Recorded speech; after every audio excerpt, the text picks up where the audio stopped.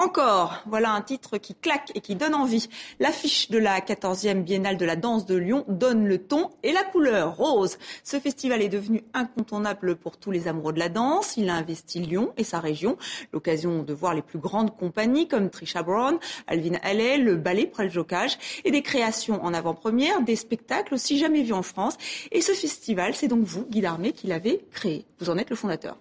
Oui, en 1984. Et voilà. Donc c'est la 14e édition. 14e édition, encore. Alors c'est paradoxal puisque vous allez le laisser vivre, vous transmettez le flambeau en fait. Absolument, et c'est pour cela que j'ai choisi ce titre encore. Le fondateur s'en va, mais il y aura encore des biennales, il y aura encore plus de danse dans cette ville, cette agglomération qui maintenant aime vraiment la danse. Alors ce festival propose vraiment des spectacles très pointus, mais aussi vous avez voulu que ça soit le plus accessible possible pour la population, pour les Lyonnais, mais pas seulement, avec un défilé, une parade. C'est la plus grande parade organisée, chorégraphiée en Europe. On va en voir quelques images. Pour vous, c'était important que ça soit vraiment cette discipline soit vraiment accessible à tous. Absolument, c'est la mission que je m'étais fixée il y a près de 30 ans maintenant, faire aimer la danse au plus grand nombre.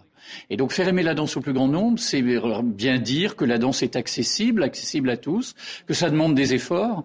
Donc le défilé, ce sont 4500 amateurs qui travaillent pendant 8 mois, 10 mois, 2 à 3 fois par semaine avec un chorégraphe professionnel pour être les vedettes d'un jour, pour occuper l'espace public, pour être invités au cœur de la ville. Et ce sera le dimanche 12 septembre, car ce festival donc commence le 9 septembre, donc dimanche prochain, tout juste. Il y aura donc cette grande parade à Lyon. Alors on a 40 compagnies venues de 17 pays. C'est vraiment foisonnant. C'est difficile vraiment de choisir un spectacle. Mais il y a quand même un événement, c'est Pina Bausch. 1 an après sa disparition, on va pouvoir revoir Les œillets. Oui, Nelken, une pièce mythique que l'on n'a pas vue en France depuis la Cour d'honneur d'Avignon en 1983. Et en plus, ce qui est magnifique, c'est un cadeau que m'a fait Pina Bausch de son vivant. Elle n'était pas venue à Lyon depuis 15 ans et elle a dit « Je veux être là pour ta dernière biennale ». Et donc, on va voir un extrait. Elle ne sera pas là, mais sa compagnie sera là, avec une des pièces absolument majeures et tant de beauté. Il n'y a rien à dire, il faut regarder. On va regarder, mais il n'y a plus de place pour voir le spectacle, mais on va juste en regarder un tout petit aperçu. And he'll be big and strong, the man I love.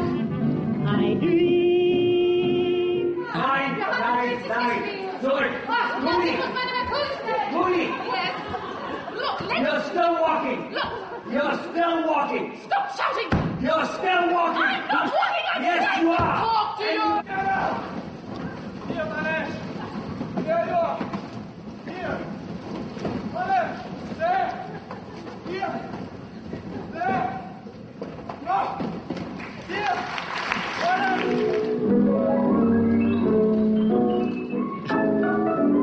Voilà un petit aperçu ce sera un des moments forts du festival.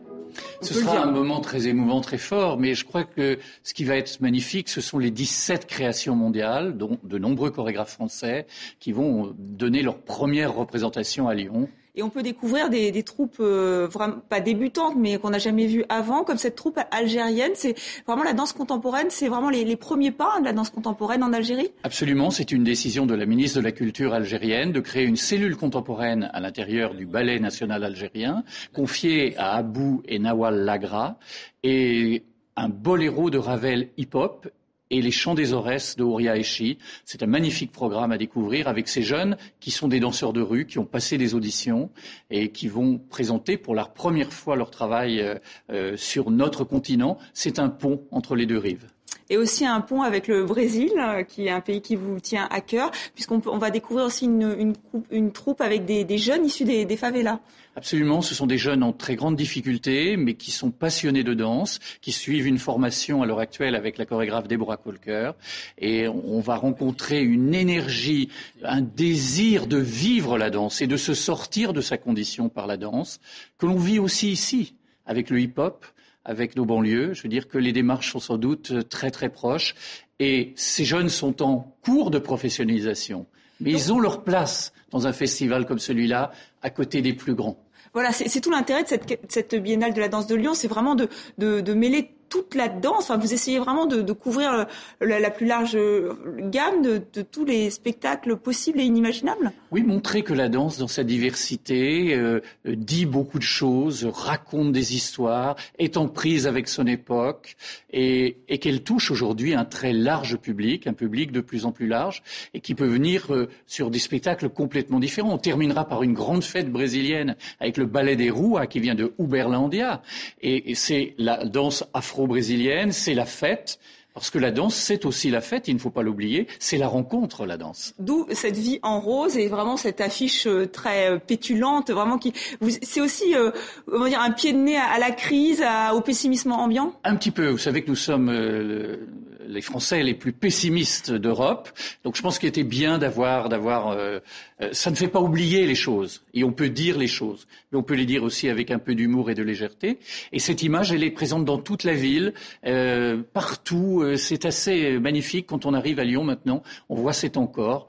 Pour quelqu'un qui s'en va, encore, c'est ce qu'il y avait de mieux comme définition. Merci beaucoup Guy Darmé d'être venu sur le plateau de TV5 Monde et donc encore à partir du 9 septembre jusqu'au 3 octobre 2010, cette 14e biennale de la danse. Voilà, c'est la fin de ce journal. Merci à vous de l'avoir suivi. Et voyez le site internet, vous aurez toutes les informations donc sur cette biennale de la danse. Et c'est la fin donc de ce journal. Merci à vous de l'avoir suivi.